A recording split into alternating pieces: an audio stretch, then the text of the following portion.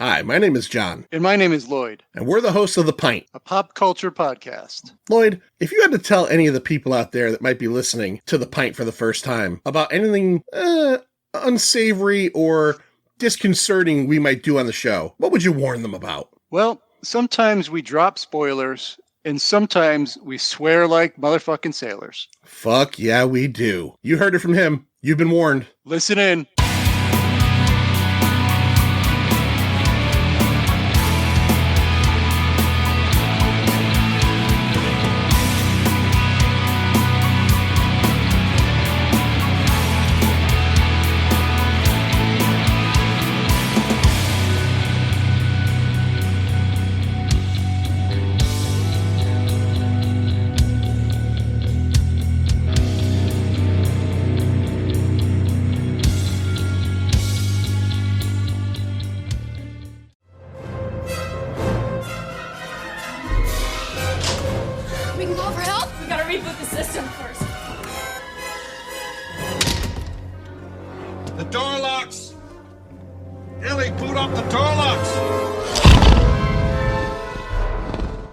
Welcome to another episode of the Pint Podcast. Today we are bringing you a movie celebrating 30-year anniversary, a big blockbuster, huge movie.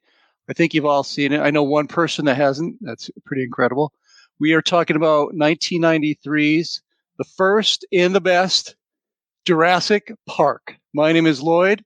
My name is John. And tonight we have a special guest with us. We dipped into the reserves over in the Pint Insider. Nice. And we pulled out the man who I didn't even know his fucking name forever.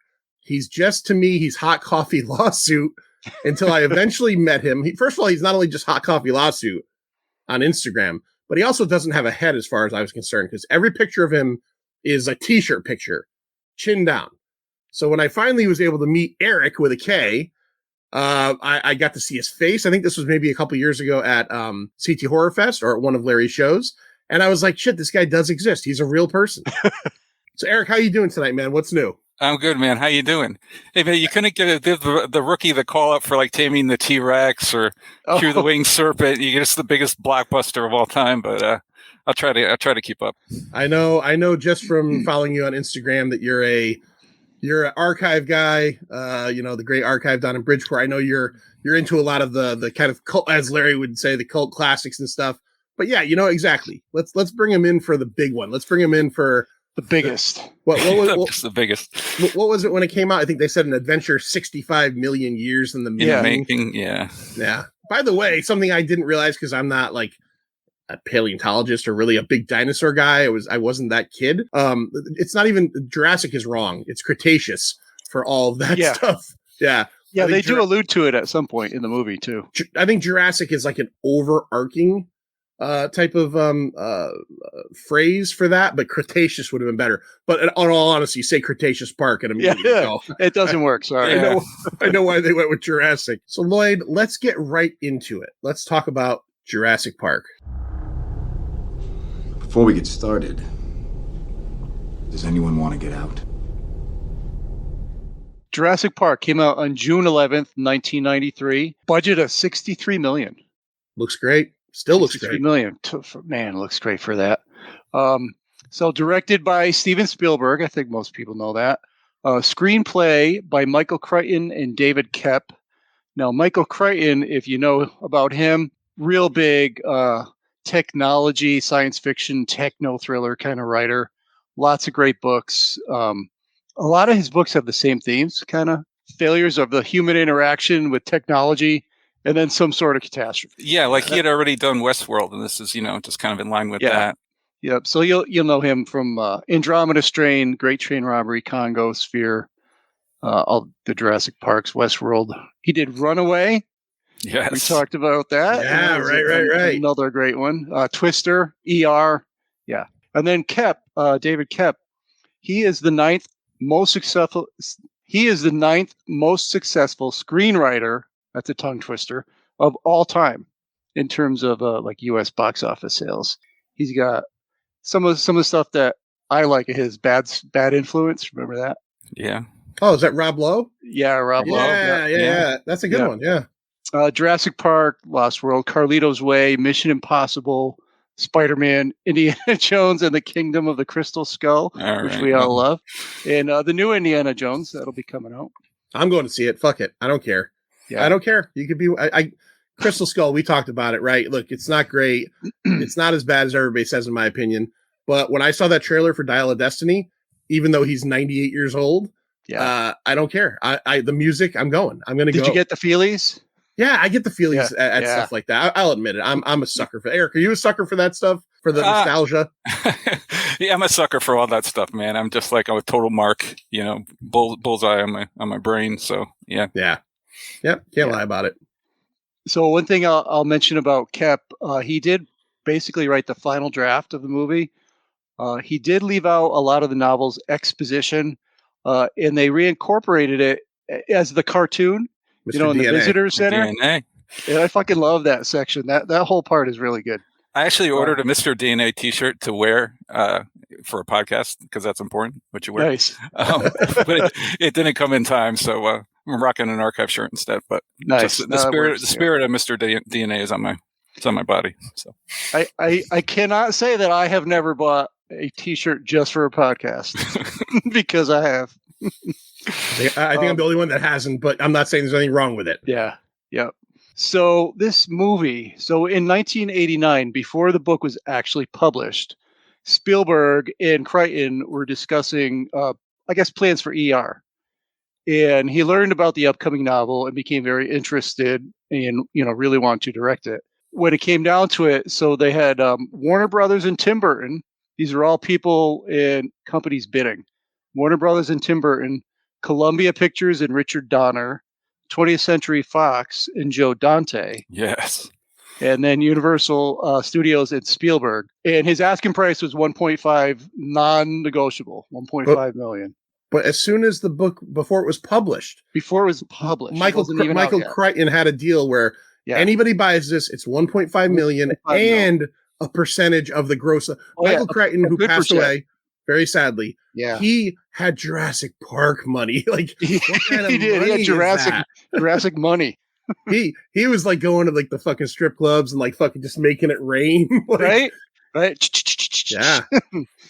In addition to the 1.5, he also got a $500,000 to adapt it to the screen. Jesus. So he made. I wanted that Dante version, man. I wanted drunk dinosaurs in a bar, like gremlins or. But you wanted a lightning bolt? A lightning bolt? Yeah. This one was all right, though, I guess. Yeah, it was all right. So basically, Spielberg wanted to do this after he finished Hook. But Universal Studios, they wanted the big summer blockbuster. They said, no, you do this first and then you can do it. Well, he wanted to do Schindler's List. Did I not say that? That's what you said. He wanted to do Schindler's List. Yeah, he wanted to do Schindler's List. And Sid Sheinberg, who was the head of MCA Universal, said, I'll let you do Schindler's List and I'll fund it and you can go to Poland and all that. But you got to do Jurassic Park first. And he made like it's crazy to think. And I know people know this, but those two movies came out in the same fucking year.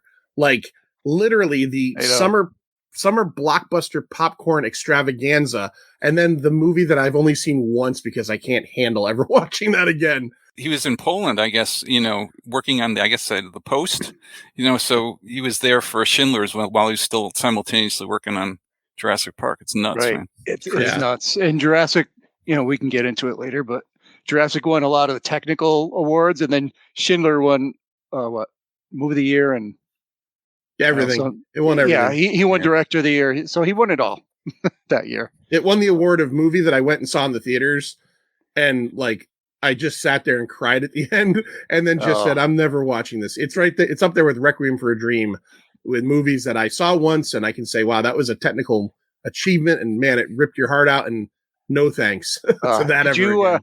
Do you remember the Seinfeld episode where Jerry went on a date and was making out with a girl? Yeah, which is 9 times worse for him because Jerry's obviously, he's Jewish, and he's got Jewish parents, so there's a whole nother level of fucking weirdness on that. And who turned him in on that one? Who turned him in? Who did turn him in? Come on, man. Was that the one Wayne with Knight? Cranston? Wayne Knight. Wayne Knight. Wayne Knight. That's right. I'm an idiot. No, Bryan Cranston was the guy who converted to Judaism. For the jokes. For the jokes. For the jokes. All right. So back to this. So the film is set in the fictional island of Isla Nublar. I have trouble saying that. Or Isla Nublar. Yeah. Off the Pacific coast of Costa Rica. For all you guys who want a little geography lesson, Costa Rica is north of Panama and south of Nicaragua. Yeah, but the problem is, where's Panama and where's Nicaragua? Right. Like, well, you know what I mean?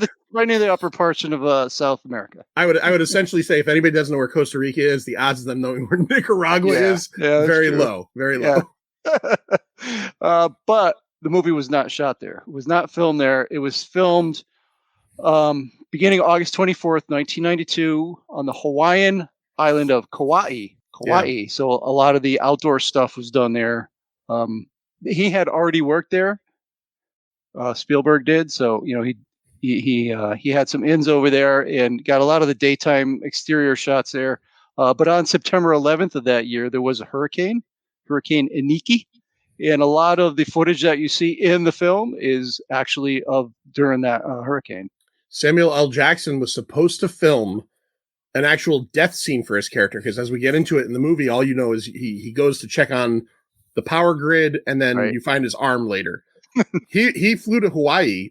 I guess he came back, flew to Hawaii to film his death scene at the hands of the Raptors, and the hurricane destroyed the sets they were going to use, and they just said, don't worry about it. And in the end, in all reality, it works better in the movie, because it's almost like the Jaws effect, where you don't see what happened to him, but you see the also result. Spielberg. Yep. Yeah, very Spielberg.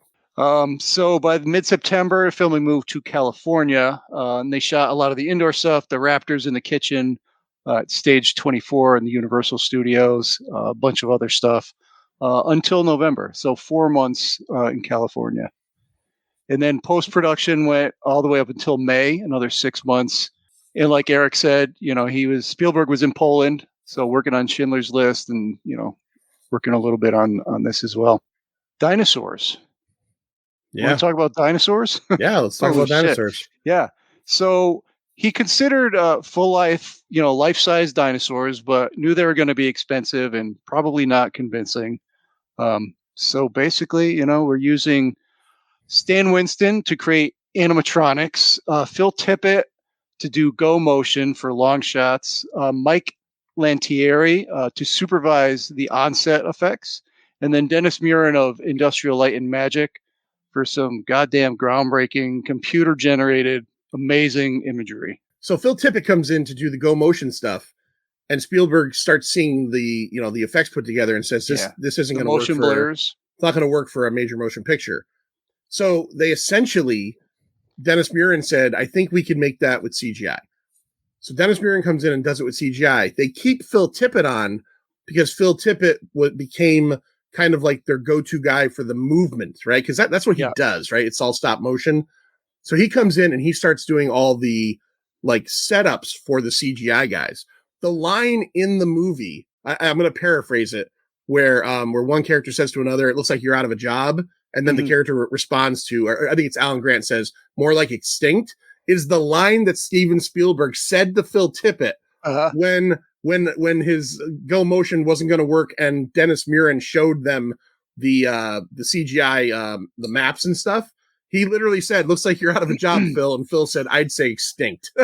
So they like it so much. Imitating life. Yeah. Have you guys seen the go motion versus CGI YouTube video? They kind of show them simultaneously, like top and bottom in the same picture. And it's the scene in the kitchen. And the go motion stuff, man, is good. I mean, it's really good. I mean, I don't know, like down the large scale, bigger dinosaurs, maybe not so much, but man, that kitchen scene, it still is really good. I mean, I know CGI is better, but it definitely wasn't like Land of the Lost, stop motion. It was, I don't know. I thought it was really, really good, even though, like you said, it went extinct, but I thought it was good. I love Phil Tippett stuff. I love the look of stop motion stuff. And I haven't seen that. I'm going to check that out, Erik. In the end, I think the only thing that really saved it wasn't that CGI is better, but this is next level. I just watched this the other night. this thing still looks better. It's so fantastic than so many movies that are out there. Like today, 2023, there are movies that come out where there's CGI where you're like, that doesn't look real. These fucking dinosaurs look fucking pretty real. I know some of it is Stan Winston, and they do such a good job of it that you can't tell necessarily where it's in and out. But even in like maybe the most wonky of scenes, it's still fucking good. It's still really fucking good. It is. It's crazy. It's crazy how good it is. Yeah. I will call out one more guy, paleontologist Jack Horner. Did a lot of supervision to portray the dinosaurs as animals rather than monsters. And I guess a lot of the bird theory stuff, came from him as well. Real stuff, yeah. And the other thing is when they made this movie, I'll be completely honest, I had never heard of a velociraptor till I saw this movie. Right? Exactly, 100%. Right. I knew dinosaurs. I knew Triceratops. I knew Stegosaurus. I knew I wasn't like the dinosaur kid. The dinosaur kid, by the way, in my elementary school, is my buddy Sean LaRochelle, who is one of the guys from Sex the Animal. Who do our Insider theme song. Mm-hmm. He was like that kid in second grade that was like, he knew everything about dinosaurs. But I had never heard of a raptor. Raptors, at the point they made this movie, the raptors were completely bullshit because raptors weren't 6 feet tall. They were like chickens and turkeys. Yeah, they're smaller. Right before they made this movie or right after, they discovered raptors that were this size, and they're called something that was I think that was the Utah, yeah, Raptors. Yeah, Utah Raptors, and they actually almost named them Utah like Spielbergius. yeah. I guess he said don't do that. So we got an example of art imitating life and life imitating art in the same movie. You cannot turn away the fact that this movie inspired probably generations of the kids that are Scientologists. the kids that love Xenu. Kids jumping on couches. Exactly. On Oprah. Yep. The paleontologists out there probably started because of this movie. I mean, Top Gun obviously drew in a bunch of kids to the Navy, right? And maybe it did it last year too. I don't know. They say that I've read this before that the character of Dana Scully on X-Files like opened up the gates for women to become scientists and that kind of like going into, it's called the Scully effect, going into like scientific fields. You cannot tell me that Jurassic Park did not make a bunch of fucking paleontologists and paleobotanists. Way more than Ross ever did. Ross what? Ross Keller. Friends. Oh yeah. No. 84, I was doing the Karate Kid crane, like with a billion other kids. That was another one. Just the influence of Yeah. Every once in a while, a movie comes out that just makes everyone want to do something. Yeah. Anything else, Master? Not to mention that Spielberg invested in the creation of DTS. The whole digital surround sound format. This is the first movie to use a lot of money into that. Yep. Matter of fact, this is the first movie to use DTS. DTS was made to challenge Dolby Digital. Right. The first movie to use Dolby Digital was a year prior. It was Batman Returns. I feel like we just talked about DTS. We did, because on the Universal Soldier episode, I don't remember what it was called, but whatever the leading sound technology was at that point, Universal Soldier was the last movie to use it. All right, that was in '92, and then Dolby Digital came out, and then DTS came out. All right, yeah, that's it. What do you got for cast on this? Round up the usual suspects. All right, let's get into the cast. First off, Eric, are you ready for this is a Pint record, the most characters that are doctors in a movie ever? Are you ready for this? Here we go. All right. So Sam Neill, who fucking shittily, I just read, found out he has stage 3 blood cancer. Yeah, I think it's in remission. I read an article and they kind of buried that like towards the end of the article because I was like, oh my God. And then kind of towards the end, it seemed hopeful, or it seemed like he was on some kind of medication that he'd have to stay on for the rest of his life. But it was either in remission or some kind of good news at the end of that article. All right. Well, I'm gonna go with that. By the way, also, it's just funny because you think about, like, I just watched this the other night, 1993. Sam Neill's 75 years old now, which, you don't think about. So Sam Neill plays Dr. Alan Grant. You know him from such Pint episodes as Event Horizon. If you go to Larry's show next month, April 29th, I believe it is, John Carpenter Night 3, In the Mouth of Madness. So that's Sam Neill. Laura Dern plays Dr. Ellie Sattler. Wild at Heart with Nicolas Cage getting banged all over the place in that thing. Also, as Admiral Holdo in The Last Jedi, the character, who suicides a ship into another ship when there's like fucking 18,000 droids on the ship. Like, just make one of these motherfuckers do it and get on the fucking escape pod. Jeff Goldblum is Dr. Ian Malcolm, The Fly, and Thor Ragnarok. Eric, let me ask you a question. What Jeff Goldblum were you more of a fan of? Are you more of a fan of, like, say, like around this time, The Fly, Independence Day, Jeff Goldblum, where he was like an actor playing characters? Or are you more of like I like Jeff Goldblum, who is just Jeff Goldblum now kind of guy? Because that's all he is now. He's just Jeff Goldblum. Yeah, he kind of did the Pacino route, right? Where he did actor first and then became, woo-ha or whatever, Yeah, I mean, this is my era, man. This Goldblum, this version of Goldblum. So this and whatever he's doing in this thing, like licking his lips and, giving that delivery or whatever, like the delivery is like almost like intoxicating. It's like you're in this trance, like listening to the guy just give the dialogue or whatever. But yeah, I'm Fly era, Jurassic era, JG. Would you ever hope that that this era Jeff Goldblum would sprinkle water on your wrist trying to test theories? Is that like yeah, like what's up with Grant? He's like totally getting cucked through the whole thing. Like he's not even, I don't know, like is that your lady? I don't know, some weird vibe going on there. But it's part of the movie too. It's like they try to make it like the fact that they're a couple, but they're the least couple ever. Yeah, right.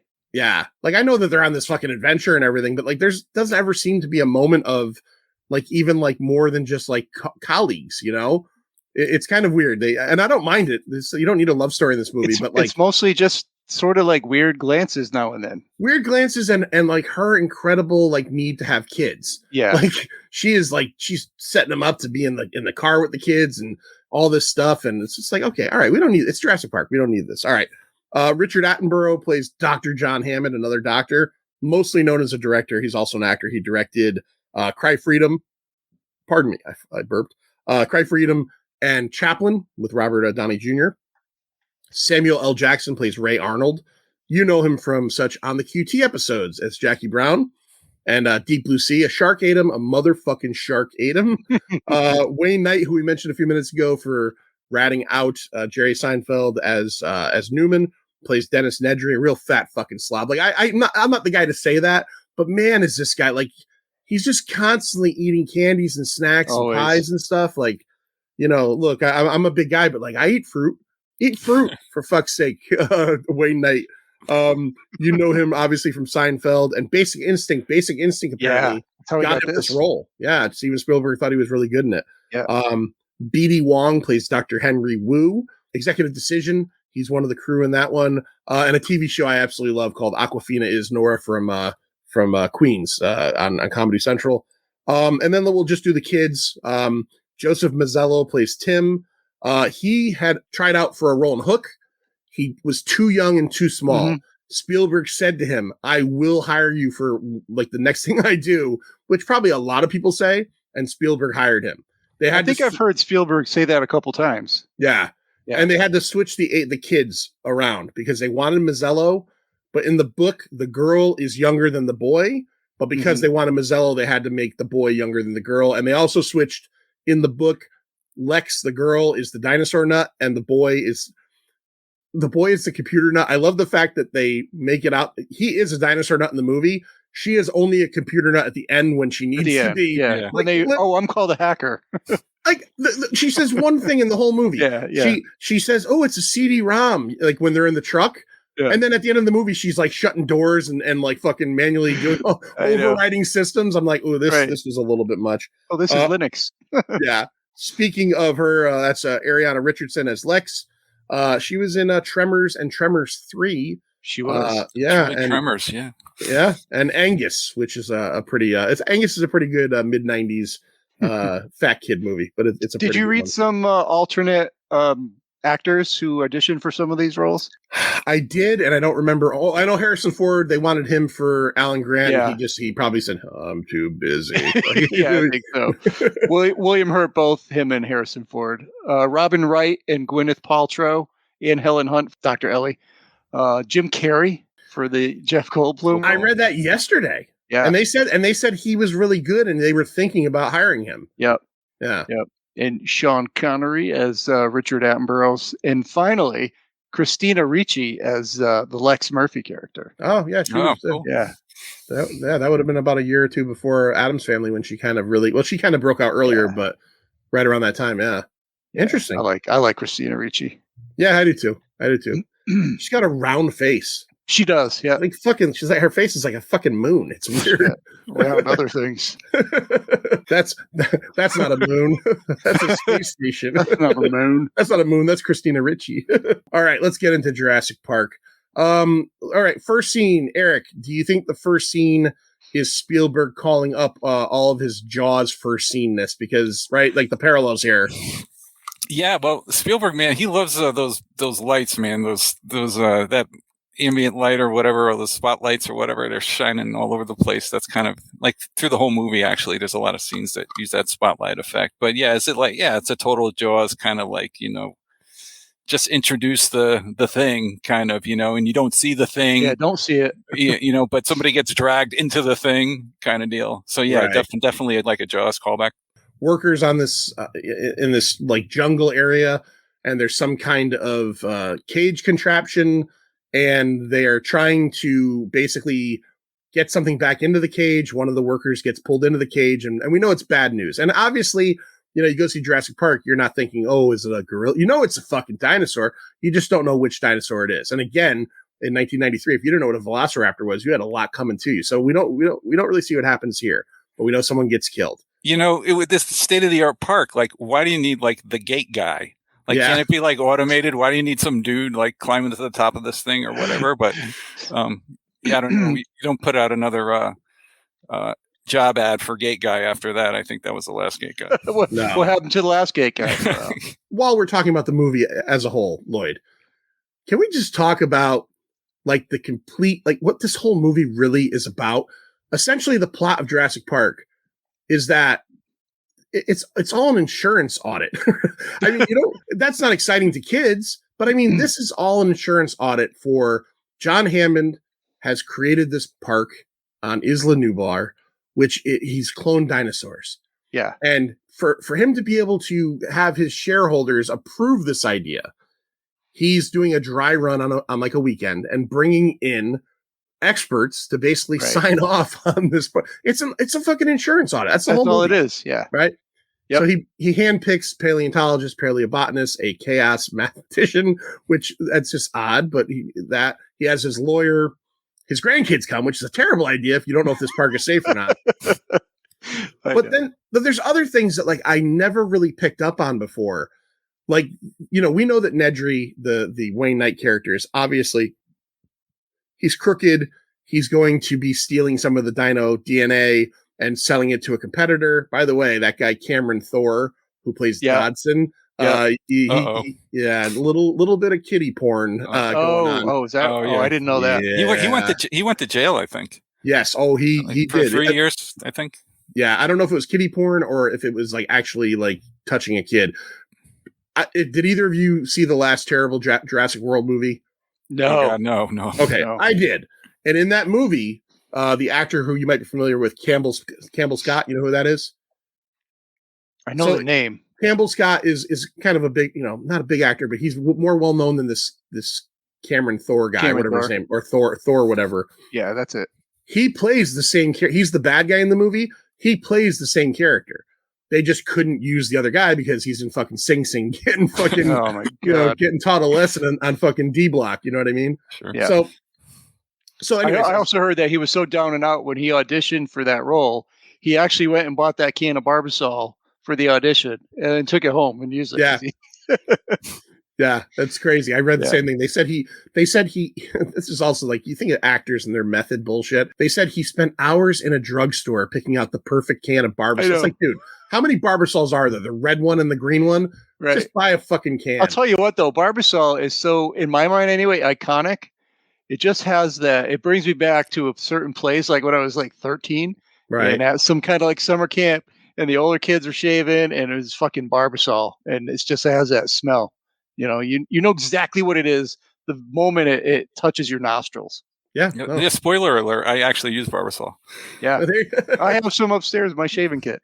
You know, one weird thing about that can is like, how did they know exactly the size of the vials? Like, It's, that fit so perfectly in there. I mean, is it just known that, dinosaur DNA goes in that size vials? I mean, I don't know, just kind of slid in there, but it was awesome though. Like cool little can there.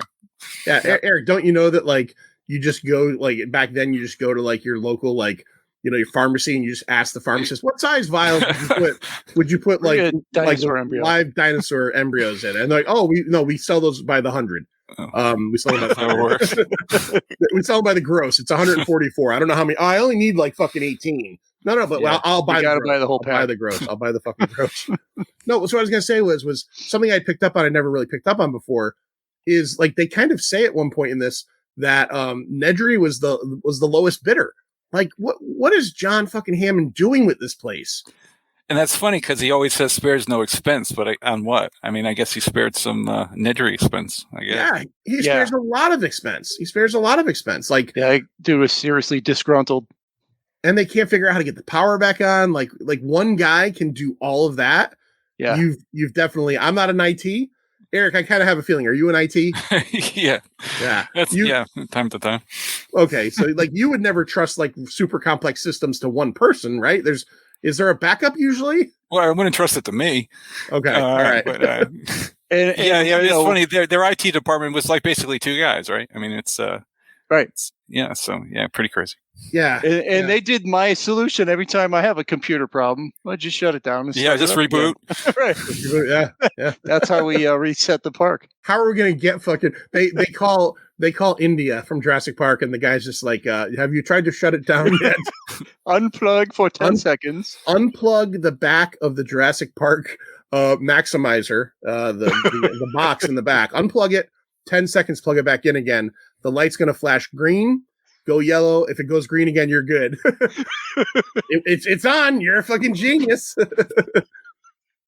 I had my work. We have, and this, it's funny. We have IT, and it's obviously in India. And years ago, when they first switched from America to India IT, one of the rules they must have had was everybody over in India had to use like American names, except they were using like the most American names. So like one time I called and I remember this guy, and I'm gonna do an accent just for the sake of doing the accent.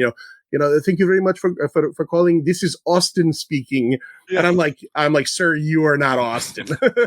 There's no way you're Austin. To get back into Jurassic Park, we find Dr. Alan Grant and Ellie Sattler. They're out in, I think, Montana. Yeah. And they're digging up the bones of a velociraptor. Dr. Alan Grant has a real thing for velociraptors. Oh, he loves them. Which is funny because he's got a velociboner. The bones are all like completely intact. Like it wasn't like a bone here or bone there. I don't know how paleontology works, but it's just the whole thing is like kind of right there. They wrote it out of the script, but that velociraptor died of a heart attack, Eric. Oh, and just dropped in place for the easiest ever. But the director's cut. Okay, the 2 hour longer director's cut where they explain all of that shit. So John Hammond comes and says, "Hey, look, I need you guys to come to Jurassic Park." Doesn't tell him what it is. Need you to come to this thing I'm doing. I'm going to fund your dig for another 3 years. And they're fucking starving scientists. I'm surprised they didn't ask him if you'd take him to McDonald's on the way, because they're doing this thing. He has a little moment, right, where he has to tell off this little smart ass fucking kid. That kid's a goony looking kid, by the way. I hate to say that, but he's a creepy looking kid. You agree, Lloyd? The boy there? Just say it. There's something of he's like a little kid that looks like a 40-year-old man. Kind of, He's Benjamin Button. He's going backwards. All right, whatever you say. I didn't get that feeling, but yeah. All right. So they go and they go off to Costa Rica, Isla Nublar, and we also meet Dr. Ian Malcolm, who is the Jeff Goldblum character, who is a chaos mathematician. He's been brought in. We meet what's his name? The Italian. Well, he's not Italian, but he's an Italian-American lawyer. What was the lawyer's name? Gennaro. He's the guy there that's like he's representing the shareholders. Who else do we meet, Lloyd? Is there somebody else I'm missing? Wasn't the Indiana Jones guy the guy who meets them? Isn't the guy who betrays Indy or something?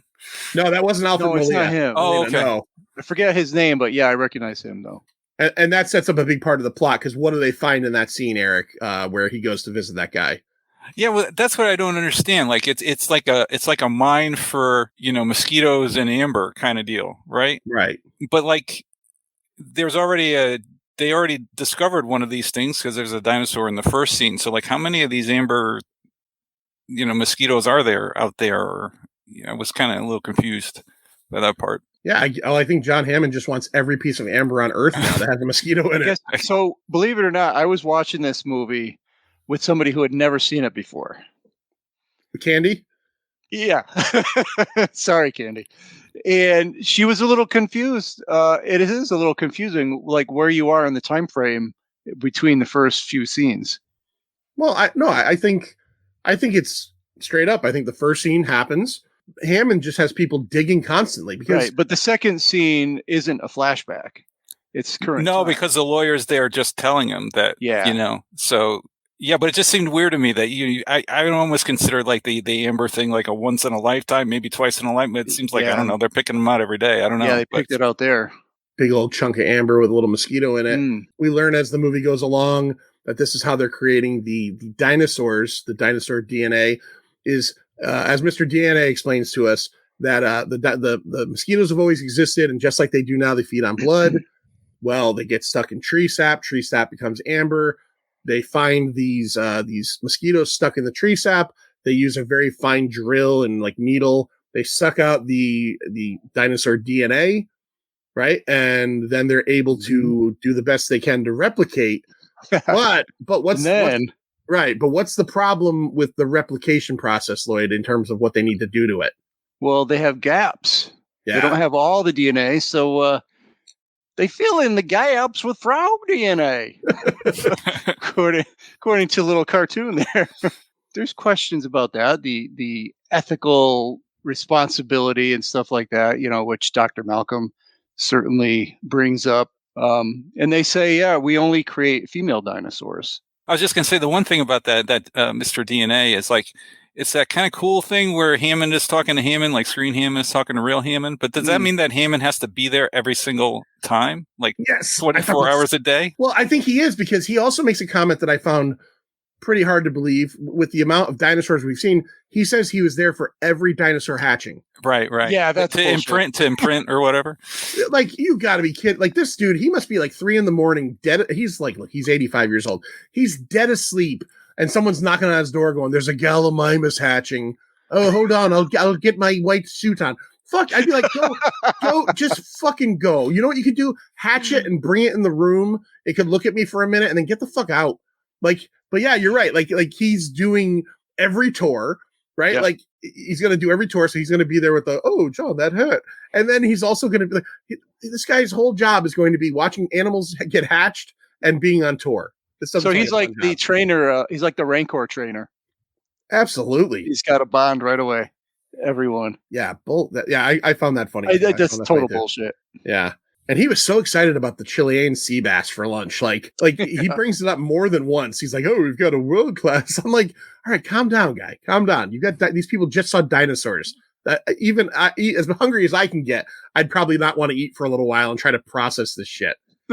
And it wasn't it right after they saw a cow being just like, oh yeah, they brought that cow down. Just get that appetite going.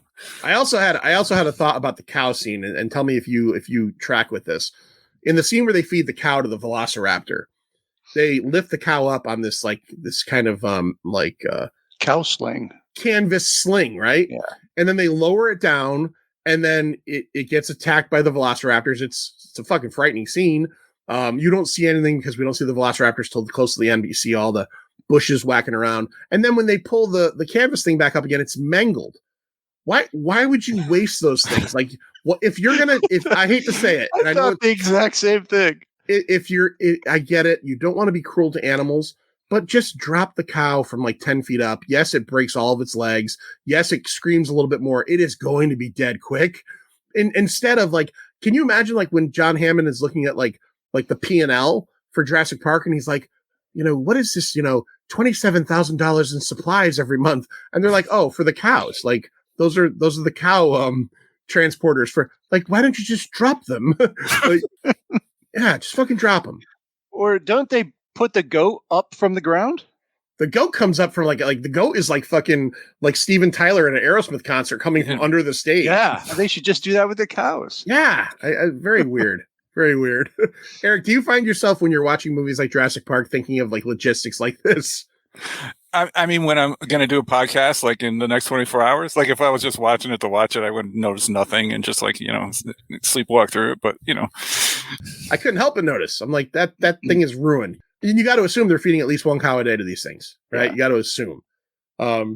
So they get to the island, they see the wonders of all these dinosaurs, but then like you said, the ethical questions start to come into play. Are we playing God? Why are these things all female? Like this is eventually going to, life will find a way. Like yeah. So all these ethical corny questions. Corny as it is, I love that scene. Oh no, Eric was right when he said his delivery. Everything he says, is fantastic. Actually, that lunch might be my favorite scene in the movie, or like one of my favorite scenes. It's just I don't know, just because they just lay it all out, and I like the dialogue, and I like the Goldblumness of it or whatever. Uh-huh, I just like that scene. Yeah, I agree. I 100% agree, because you have these people that 2 scenes ago, especially Grant and Sattler, who were amazed by seeing like brachiosaurs and stuff. And this is their life. Like they're seeing real dinosaurs in front of them, but within a couple scenes and like getting answers, you're right. They're starting to go, this doesn't seem kosher. Like why are we doing this? Were we supposed to play God? I like that quite a bit as well. And it also brings up like, if something like this were to happen, like how do you fund it? And like, how quick would you commoditize, slap it on a lunchbox or, how do you fund something like this? And, where's the money come from? And again, how quickly does what you're doing become a theme park, Seems like they went really far with the theme park attractions without getting, the insurance covered. Kind of ridiculous. I mean, they could have started with one dinosaur, right? Like, wouldn't people be into like one dinosaur? You didn't have to go. Well, and not even that. I mean, think about the logistics. Like, so one of the things that happens in the movie is that as we roll along, they all go. The kids show up, and the whole crew, except for Hammond, who goes back to his control room. They all go out on this motorized tour on like electrical vehicles on a track. And what happens? Everywhere they go to see dinosaurs don't show up. Like, so the idea is this is an open area park that you're probably going to be spending thousands of dollars to go to, but what's to say that you're going to see a fucking dinosaur? Like, people would still go if it was like a zoo and they were in a small encagement, and you would definitely see it. Or if the T-Rex was in like do the safari thing on the rail trail, Right. Right. So they go and they don't see shit. Like, as a matter of fact, they finally get to the T-Rex paddock and, they bring the goat up and T-Rex is just like, I'm not fucking hungry today. I'm not into it. But movie-wise, it's still like the Jaws thing. It's still like building suspense. I know you saw the, the initial dinosaur, brontosaurus or whatever it's called. But it's still cool to me that you don't see everything or like right away, or obviously they couldn't, it's all new technology to even show these things. But I do. 100%. I agree with you. I like the shaking leaves, man. I like that Goldblum is, actually making fun of him in the camera saying, hey, you got dinosaur in your dinosaur park kind of thing. But I still like that. I still like the build up. Yeah, no, I'm not disagreeing. I'm just saying more of like in a real life experience, this park would kind of suck. Like, yeah. And in the movie, it's great because they're doing the Jaws thing in the movie. Like we'll get to our ratings and whether we like this movie or not. But the T-Rex scene, the first T-Rex scene, is just insane. Incredible. Bonkers. Insane. Right. And 90%, I don't want to say 90% of it. A good 50% of it is the sound. God, the sound design in this thing is just, I'm trying to think, I was trying to think of another movie like it. Like I remember being in college and 97, 98 and going over a buddy's house and, whatever audio setup he had, they were showing that T-Rex thing and it was just like rattling the whole house. And it was just unbelievable. Like the sound design is just bonkers in this thing. Yeah. I was down here, downstairs in my house getting ready and I had Jurassic Park playing upstairs on my TV with my cool soundbar. And it was fucking insane. I had to run up there just to see it because, you hear the T-Rex growling, you hear all that shit and you just got to go see it. And it delivers each and every time, no matter how many times I've seen it. Every time it's thrilling, and you don't breathe. You're watching it, you're literally not breathing. Yeah. Have you guys seen it in the theater recently, or that 3D reissue? Or No, I No. didn't do oh that. yeah, because I haven't either. I mean, I saw it like 100 years ago in the theater, and then that one time at that house. But I want to get the full impact of that sound. Oh yeah, I would go see this one in the theater if they did a re-release. I know they did one, I think 5 or 6 years ago, like you said, in 3D. But if they threw this out somewhere, I would definitely go see it for the experience, because I saw this twice. I saw it. I'll never forget this. Actually, I saw this on opening night when it came out with a buddy of mine, and I graduated high school a week later. And the day I graduated high school, it was the last day. It was the last day of school for me. We had graduation practice in the morning, and then we had to come back at night to graduate. And they let us go. They were like, okay, go, leave at 1:00. And me and my friends went and saw Jurassic Park in the theater. Oh, wow. I'll always remember that because of the day. But yeah, that T-Rex attack scene. So we get to the point where Dennis Nedry has now completely fucked over John Hammond and is trying to get away with the dinosaur samples that he's stolen. He's crippled the park. He shut all the power down. Problem with shutting the power down is that the cars stop. It's raining, and all the fences shut down. The fence is The fence is shutting down even before you see the T-Rex.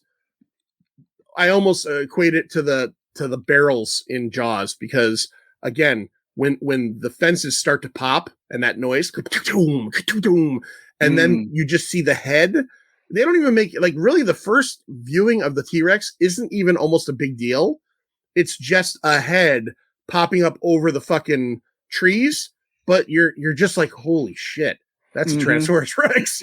Yeah, even slightly before that, with the rattling, the coming of the T-Rex or whatever. And you guys the vibrating water. Yeah, do you guys heard about how they did that? Guitar strings? Guitar string. And I guess the story is that Spielberg was like driving in his car, blasting Earth, Wind, and Fire, and he was seeing vibration in the mirror or whatever, and that gave him the idea to do the mirror part. And then somebody else on the crew working production came up with the string under the dash, which is just to get it just right. He even had to keep plucking to find the right frequency, the right tone to get that. But yeah, that's almost that's iconic, right? That order, just the water. Oh, yeah. The water by itself is, like you said, is iconic. It doesn't even really like, you don't even see the T-Rex. You just see those little blips in the water. Right. Yep. And it's a universal sign for, like, oh shit, it's a T-Rex coming. Yeah, that's the thing about this movie. It's got so many of those iconic moments. Oh yeah. So memorable. Yeah. Like many good movies might have like 2 or 3, but this thing has like a dozen easy. This movie has a scene in it that I consider in like my top 10 movie scenes of all time. Yep. And it literally makes every hair on my body stand up when I see it. Right. And it did it again the other night. I've seen it a bunch of times, so we'll get to that.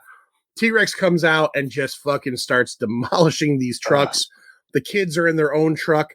Lex turns on a flashlight. God damn it. Well, the dude Gennaro gets up and runs out because I don't think he even has to take a shit. He just wants to get out of there. Oh, he doesn't have to take a shit. He's scared shitless.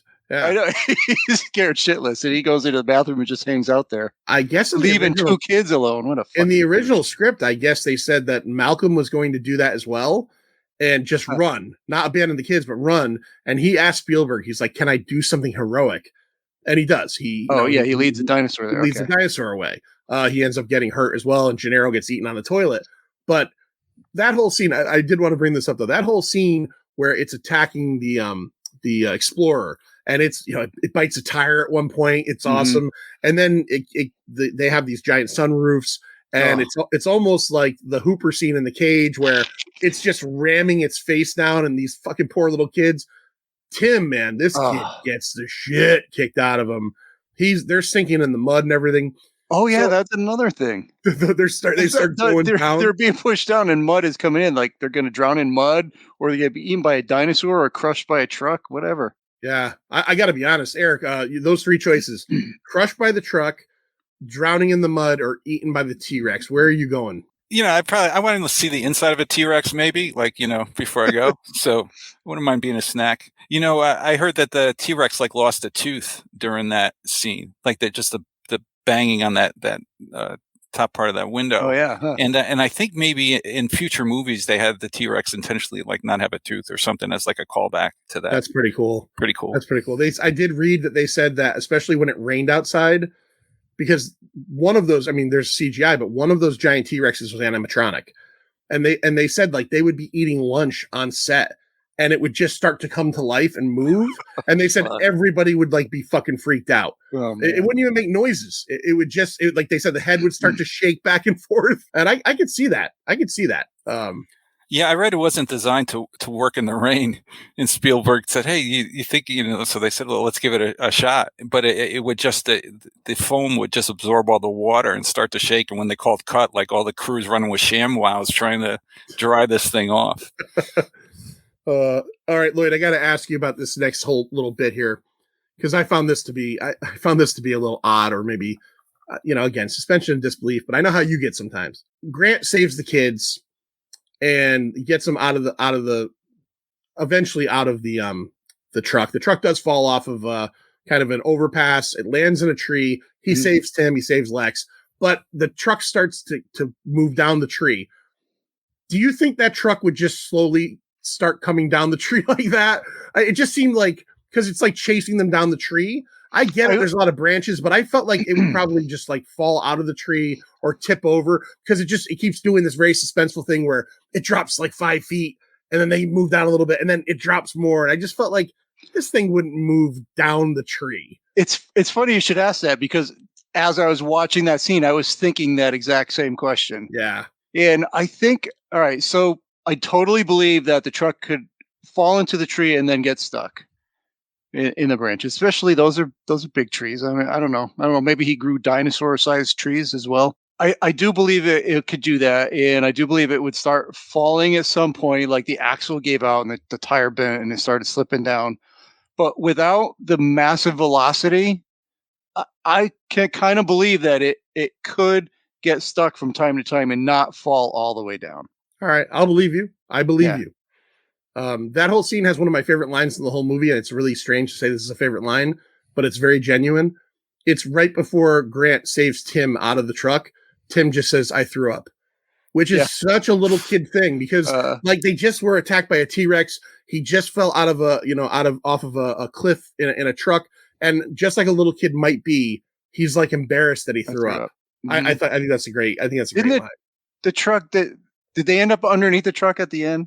Like it tipped over. It falls on them again, and Tim also says, "We're in the car again." Oh yeah, that's right. Let me ask you a question, Eric. I'm going to ask you a question. I don't know if you're the same as me, but like I tend to, and people might boo me on this, I tend to find little kid actors like annoying or precocious. Do you agree that these guys they're not? And normally it's like, yeah, I mean, that's just the one. And when they introduce them, I'm like, here we go, and here's the cutesy part, or they're too smart for kids or whatever.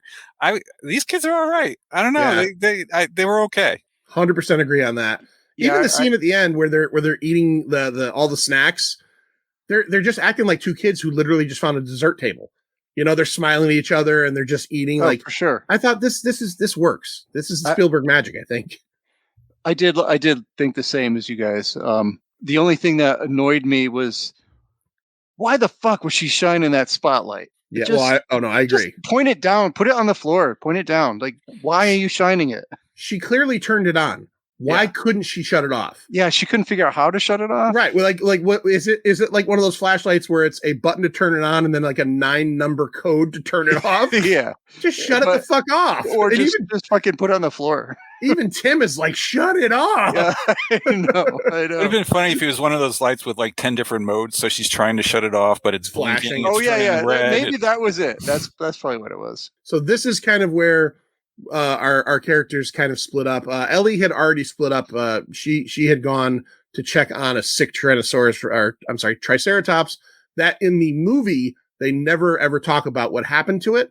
If you read the book, which I have read the book, it's one of the few books I read twice. I read it. Yep. There is actually an explanation as to why the Tyrannosaurus is getting sick. It's eating rocks, and the rocks are building up in its body and all this stuff. But it's weird that they throw it in the movie and you actually think, this is going to come into play. And then it never comes into fucking play. No explanation. None. I think it was an excuse for us to see a giant pile of shit, which was, I think I read, it was a bunch of like mud and other things that they poured honey on to make the flies surround it. If you can have a giant pile of shit with a beautiful woman sticking her arm in it, that's gonna sell. She goes fucking shoulder deep into that pile of shit. Yeah, shoulder deep, kind of like Cheech in which Cheech and Chong movie was that? In The Horse. Oh yeah. Yeah, just like that. So at this point, we get separated. Where Ellie is kind of with Malcolm. Malcolm gets hurt when Gennaro gets eaten on the toilet. He just basically gets knocked through kind of the outhouse, and he seems to have fucked up his leg. Because of all this, we get the very famous Jeff Goldblum meme of him like laying like on his side shirtless. And then Alan Grant is with the kids. So they kind of go off and do their own thing. Alan Grant and the kids have a couple of adventures. Again, they run into the T-Rex during the herd of Gallimimuses, which is a very famous scene. And then we get, let's back up a little bit. Excuse me. Erik, what happens to Dennis Nedry on his way to the boat to sell or to go sell the stuff? Yeah, well, that's the thing is like, did he have like something like 15 minutes or 18 minutes or something like that? I'm like, by the time he even gets to the Jeep, it's like too late kind of deal. But doesn't he he smashes a sign, so he kind of loses his direction, and then he careens off a cliff, and he meets his little buddy there, with the fan head, Dilophosaurus or something. Dilophosaurus, yeah, that's it. Which I guess isn't a real dinosaur, right? That whole dinosaur and I guess they added the fins and the venom, right? Kind of deal. So yeah, he never makes the boat. No, he does not. He gets acid in his face, and then in a very humorous moment when he thinks he's getting away, it's in the Jeep with him. And something I had never noticed about this movie before is they couldn't make that model move. So you never see it walk. And if you pay attention to it, it never does. It just moves like when he moves. So it's in front of him there. And then it's just there again, and it's there again. And they said that they did that because they couldn't get it to move on a track or anything with the train. And Spielberg also said, and this is another plot point that goes nowhere, is that whole scene where the Barbasol can goes down the hill and then get covered with mud was supposed to be a plant for a sequel. There obviously was a sequel, had nothing to do with that. Yeah, I totally felt like that too. 100%. It's like, look at this. Remember this. See you in the summer of 95, and nothing happens with it. They'll use it for like Jurassic 12 or whichever one we're on. So it'll come back. Goddamn Jurassic World. So eventually Ellie goes out to one of the power stations to try to turn the power back on, and this is the first time we really kind of get involved with the raptors. They're out there. We didn't talk about them in the cast, but there's the what is he, like a ranger, the Steve Irwin of the Jurassic Park. Mm-hmm. He's kind of the head of dinosaurs. He has that great scene where he keeps talking about how they're pack hunters, and he helps her get to the power station, but he gets killed beforehand. He gets the great line, "Clever girl." She gets the scene where she runs in and finds Samuel L. Jackson, who was one of the computer workers on Jurassic Park. He had gone into the power grid station first to fix it. As we mentioned, his death scene was never filmed. She finds his arm. She gets chased by the raptors. Yeah, she told the story during that scene. I guess maybe the first or second take or something. She was running, and then they called cut, and the whole crew was like cracking up. And I guess how the flashlight is being dragged behind her. Yeah, stuck on her belt or something. Yeah, I guess multiple like Samuel L. Jackson limbs got caught, because I know that we only see the arm, but I guess they had more lying around just in case. You always need an extra arm or leg or something. Always. So she was running with all these extra limbs, kind of. And the crew was laughing. That's good. Yeah. What I liked about her escape was it wasn't just just barely made it out. Like, she made it out. The thing didn't really come after her afterwards, and she got out safely. No, and she has that not everything has to be like just barely making it. She has that really great like horror movie scene too, where she runs across Grant and he sees her, and she's just like, run! Yeah. Speaking of Grant, I did want to mention, because I think it's a great tense scene, because as an audience member, you know what's happening. She is like flicking all the switches and talking to Malcolm and Hammond about how to get the power back on. Meanwhile, Grant and the kids are scaling an 800-foot electric fence. Yeah. That looks like the gnarliest, like it looks like that, and it's 10,000 volts and there's signs everywhere. And you get this cool kind of dichotomy of scenes where they're on it. Grant and Lex are pretty much off of it, and Tim is afraid, so he's stuck on it. And then meanwhile, she's powering up and priming all of the systems, and you see her getting towards the fence. I would think if I went back to 1993 and watched this movie, in my head, there's no way they're going to blast the kid off of the fence in 10,000 volts. Eric, does that surprise you every time when that scene comes up where he just fucking flies off that fence? It really does. Like, first of all, that stick that he tests with, I don't think you could test the current with a dry stick. I don't know. I thought the same thing. But I wasn't like strong enough in my knowledge. But I thought, I don't know if that's what you should test it with. The other funny thing I was watching online is, just a continuity thing where, that when they built the fence for the movie, they only built enough to show in camera, but there's certain angles where you could see like the fence just stop. And if you look in one or two frames or whatever, they could have just walked around the fence because it doesn't really extend, that kid flying. And so technically he kind of dies, right? I mean, he gets the CPR and he's not breathing. So, that was pretty crazy. I read that Sam Neill, they had to like push Sam Neill to give the CPR, acting wise, because he felt inappropriate putting his lips on Mazzello's lips. Oh. And they're like, but Joseph Mazzello apparently like always jokes that was his first screen kiss is Sam Neill. Could do worse. You could do worse, right? You could do worse. So we end up now back at the visitor center. Okay. All this action has gone on. T-Rex is still out there. There's still raptors out there. The raptors are now the problem, right?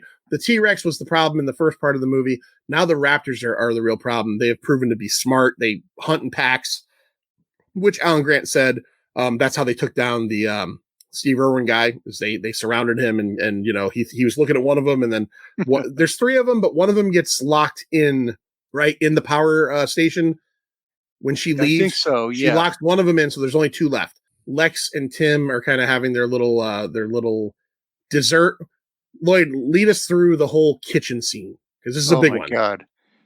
So the kids end up going in the kitchen to escape the velociraptors that are in it's a visitor center, right? So yeah, they're in there. Big room, lots of chrome, lots of stainless steel tables and counters and stuff. And they go in, and the first thing I think of is get inside of something. Close the door, slide the door, just get inside. Even though they are locked in a room with closed doors, and so they crouch at the end of the one of the bars or something. And I think they're like, no, we're safe unless it learns how to open doors. Did that line come from the kids?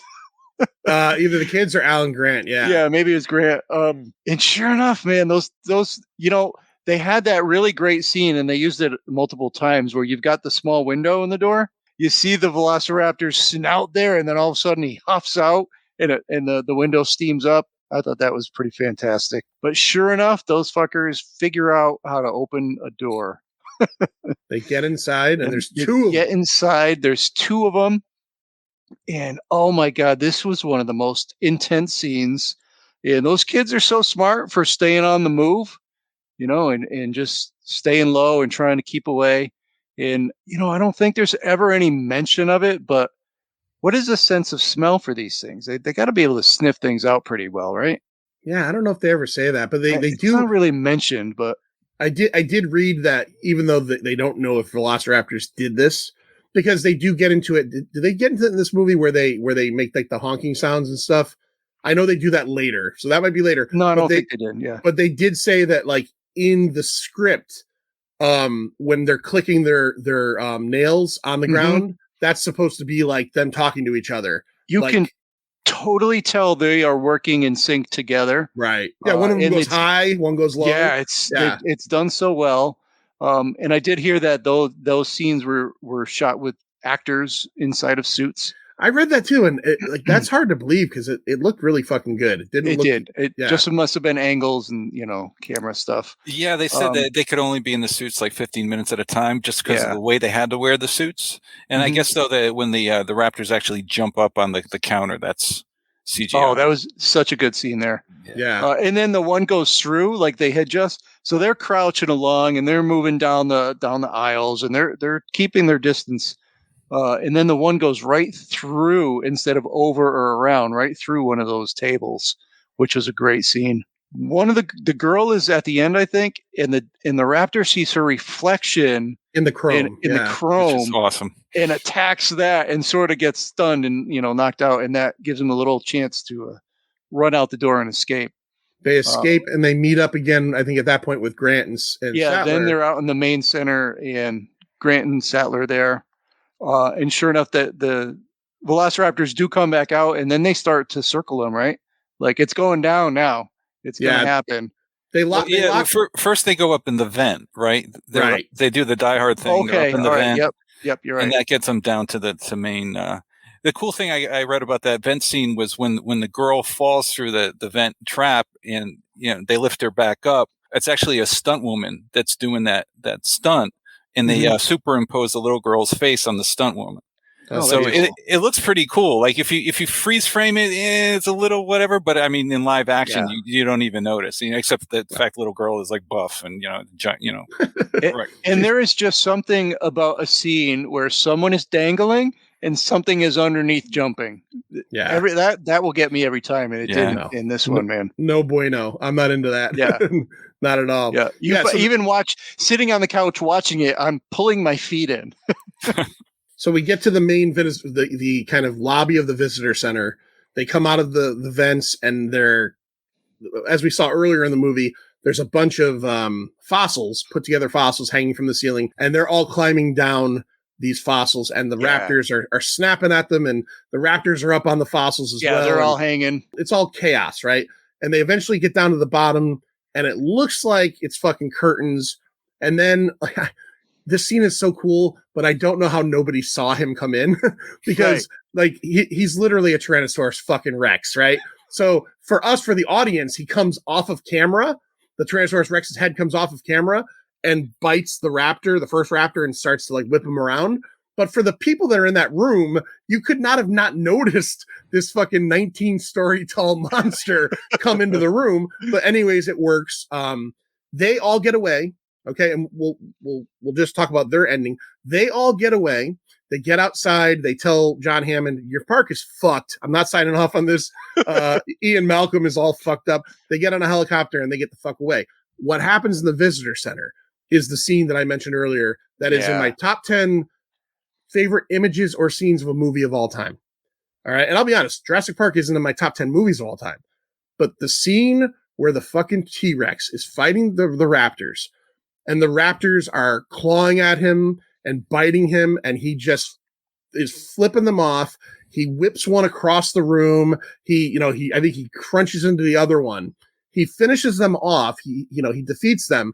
And then he does the King Kong Godzilla moment where he, in victory, he lifts his head up and does the roar.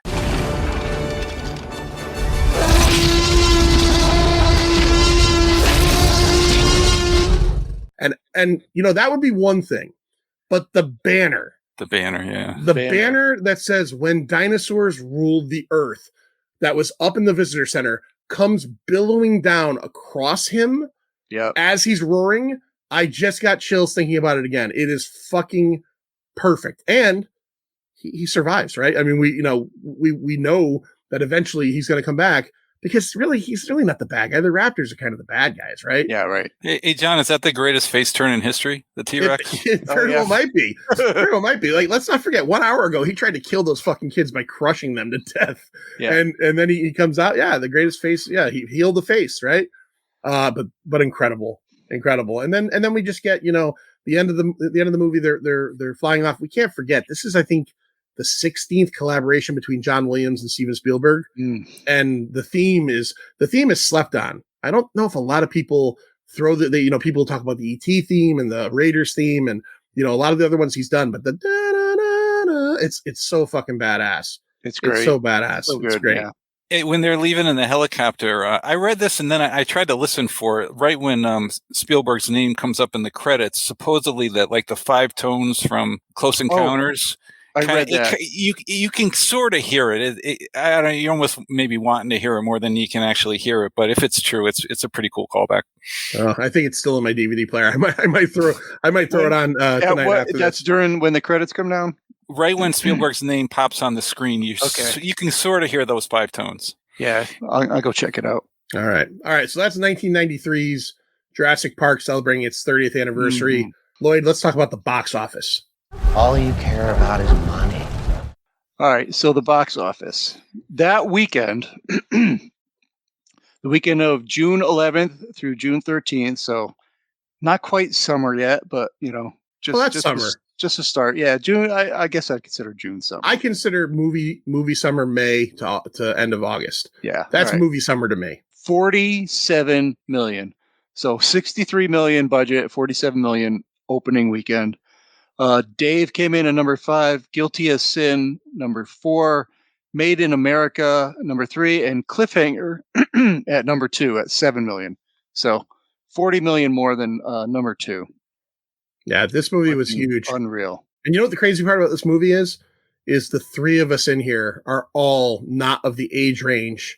Like we can enjoy this movie, and I'm sure we'll talk about, our rating, but like 10-year-old kids back then, like I had a couple of younger cousins. They were fucking insane about this movie. This is one of those movies that people about 10 or 12 years younger than our age range, this is like their fucking thing. This is their Star Wars. Yeah.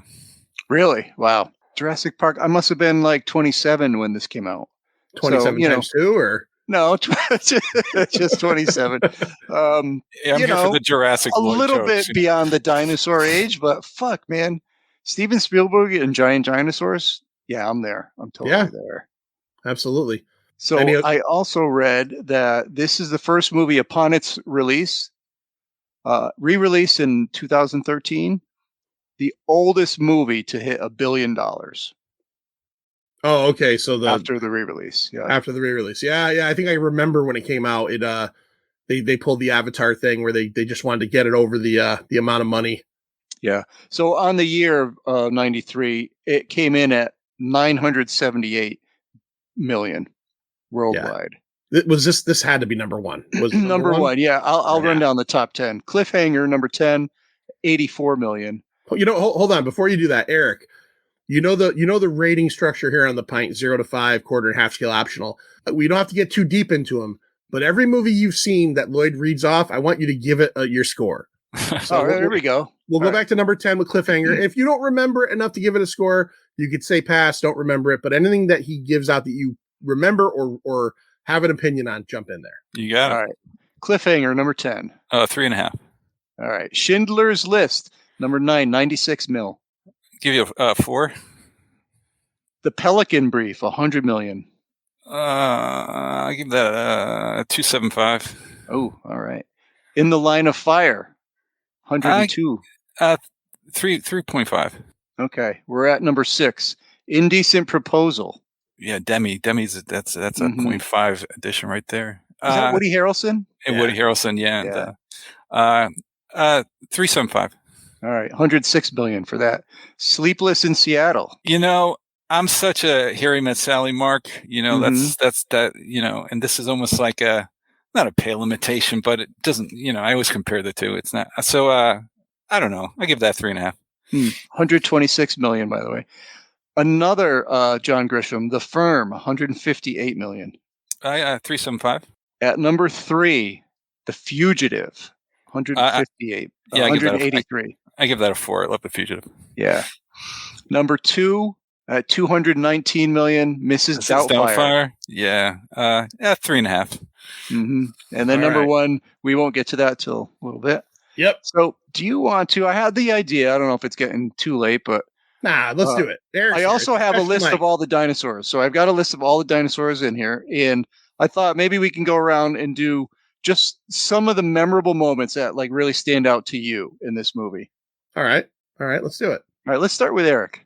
I think just from what I read, it's partly because of what I read. But what were the dinosaurs that are running through the open field there? And I think the reason it's so cool is the fact that the camera wasn't stationary, and not only is the CGI just bonkers in this movie, but the fact that it was a handheld camera and the CGI on top of it and the movement and incorporating like the real actors. They're not just standing on the side and observing. They're like a part of it, and they're running with the herd. They're running with it, and normally that's the kind of thing that could look fake as hell. Like they're not just standing at a distance, and it's not obscured by like rain or some other. It's open, it's daylight, and just like as a technical achievement or whatever, especially, I think that's maybe my favorite scene with the dinosaurs. There's not, you don't get the thrill of the attack or whatever, but I just think that it looks amazing, that scene. John, we're going to eliminate when dinosaur rules the earth for you because we know that already. You already said it. I clearly told you it made me hard. So yeah, I know. That's there. What do you got? You know what scene I really like a lot? Because I think it's the animatronic, and it's going to sound really weird, but like there's something in the eyes that make me think of like my dogs. Is the Triceratops scene. I'm leaving all that in because that was ridiculous. But like it's so sad and it's sick, and it's showing this opposite end of the stuff we see from the raptors, where it's this gentle thing, and it's just like any other animal. It's got a stomach ache or something, and they're comforting it, and it's just this really like kind of nice moment between Ellie and this thing where she's seeing this animal that she's dreamed about her whole life, and it's right in front of her, and she obviously has a motherly instinct and she wants to take care of it. And it's also Stan Winston, right? It's the fucking animatronic. Mm-hmm. That thing looks fucking real. I mean, so real. It's crazy. Is that not the very first close-up of like a dinosaur in the skin and all that stuff? Yeah, probably. I think so. Because the first shot of the dinosaurs is the faraway shot of the brachiosaur, and then the first real thing we see up close are those weird little raptor babies. Yeah, pardon me, right. The raptor babies that look like fucking like fucked up Muppets. But the labored breathing on that, like you see the belly kind of going up and down, and it's so realistic. Yeah. Yep. Love it. Wow, there's so many in here. I have a list of probably a dozen. Give us one, Lloyd. I'll give you one. Give us a dozen. I mentioned it before, and this is going to be so stupid because it's not a dinosaur scene. Raptors in the kitchen. All right, that's fucking amazing and incredible and memorable.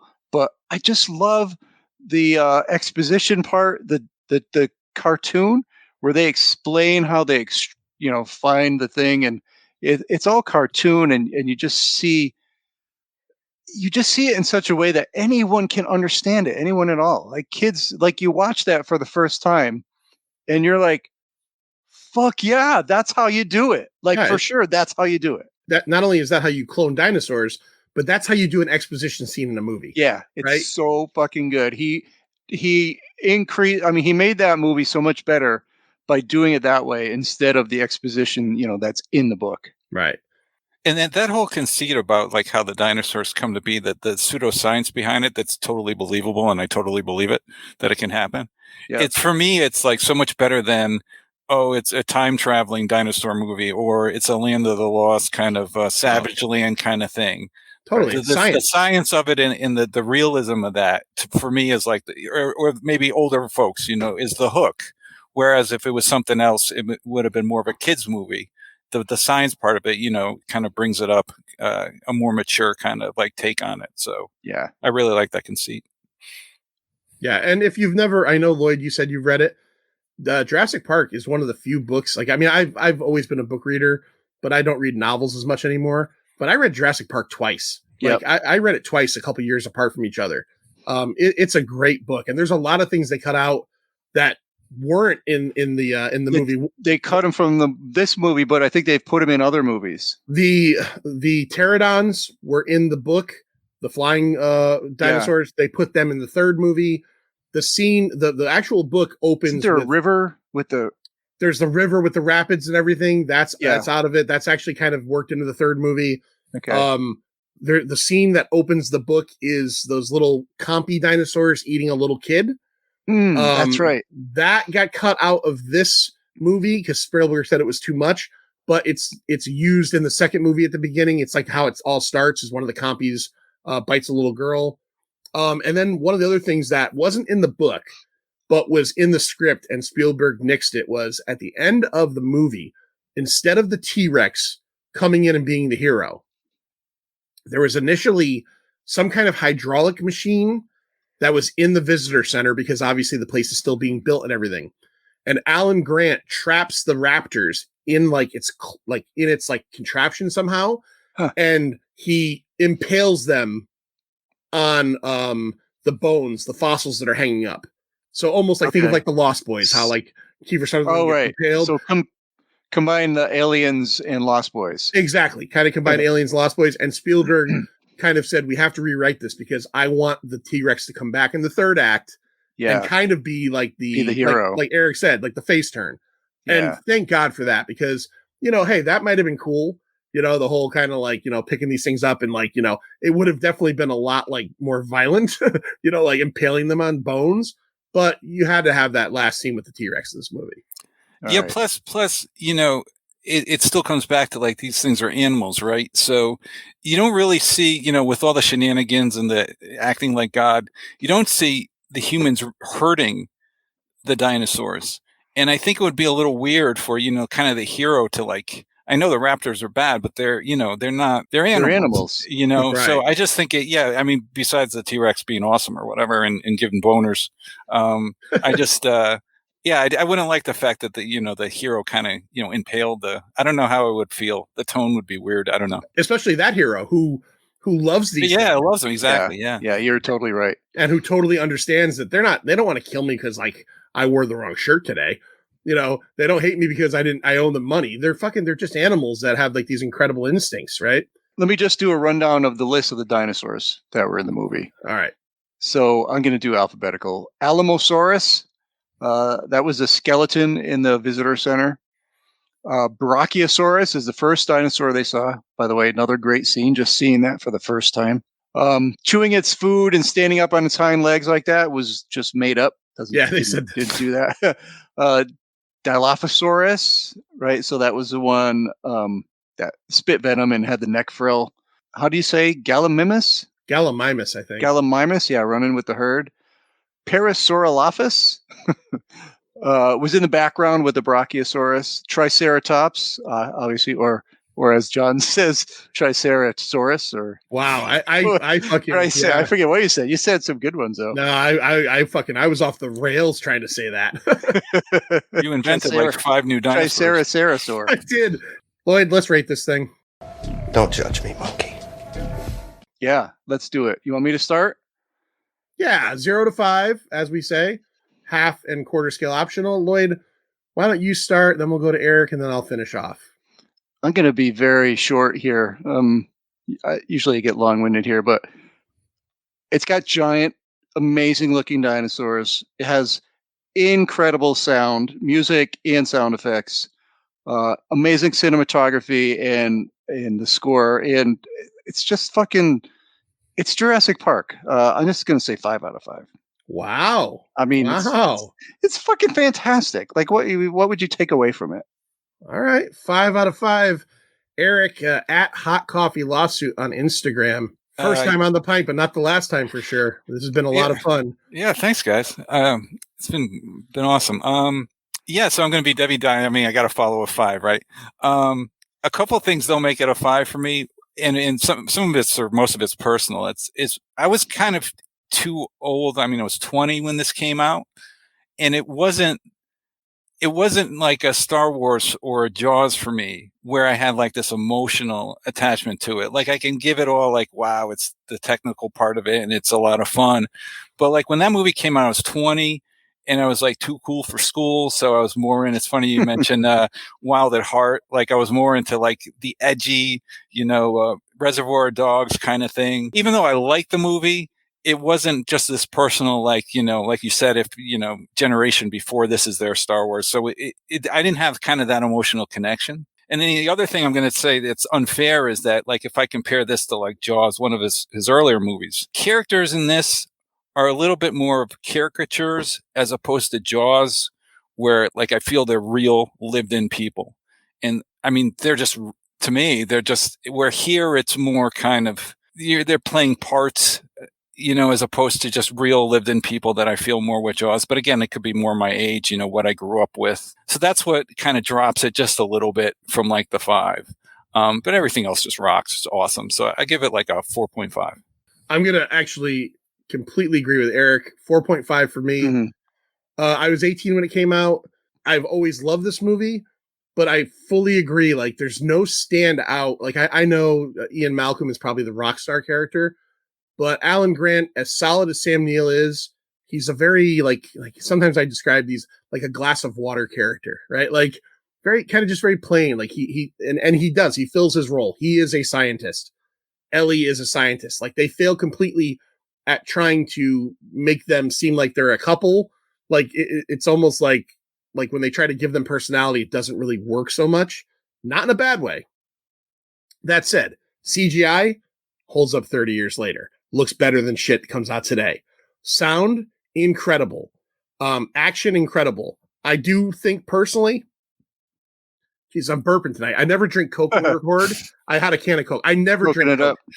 Yeah. So anyways, pardon me.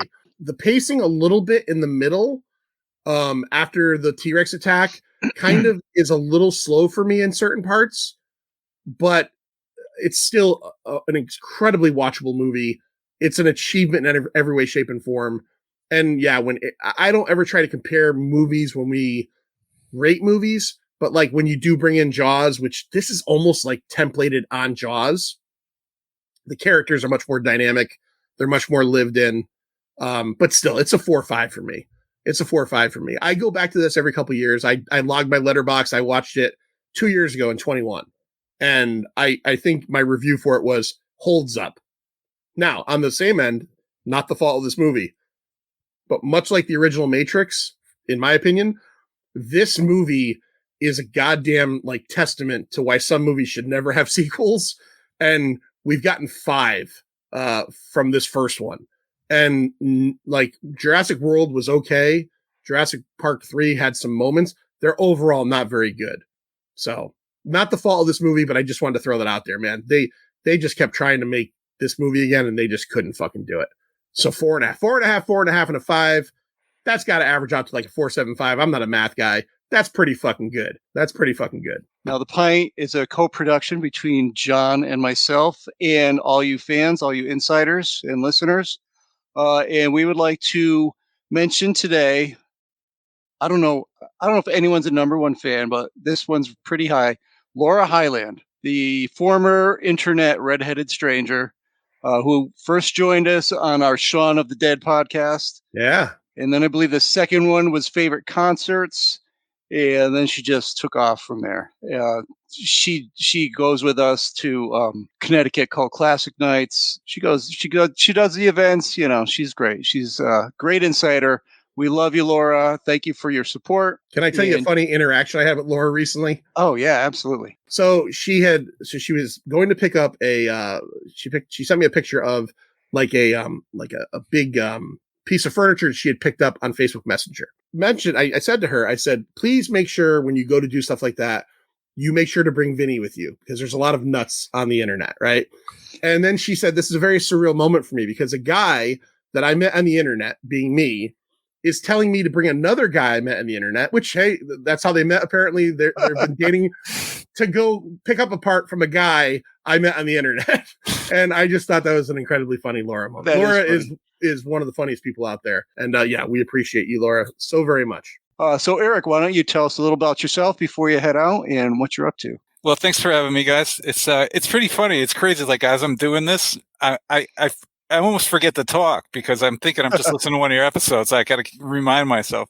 I just want to mention to John that it's kind of a celebration day, because 30 years ago today, March 22nd, 1985, Friday the 13th, A New Beginning was released, and I'm on Team Roy, like you are, John. Oh, thank you. So I got you back there. So I just figured I'd mention that. I saw that in my Twitter feed today. So it's second best Friday movie. Best Friday movie. It's up there, man. It's up there. So anyway, I'm not up to much. I actually, one thing I could say, I don't want to get too schmaltzy, but you guys and Larry during the pandemic, like your podcast, the videos you guys were doing, the watch party, all that stuff, like to me was just like huge. Everybody was going through the same thing and kind of in total lockdown, and just the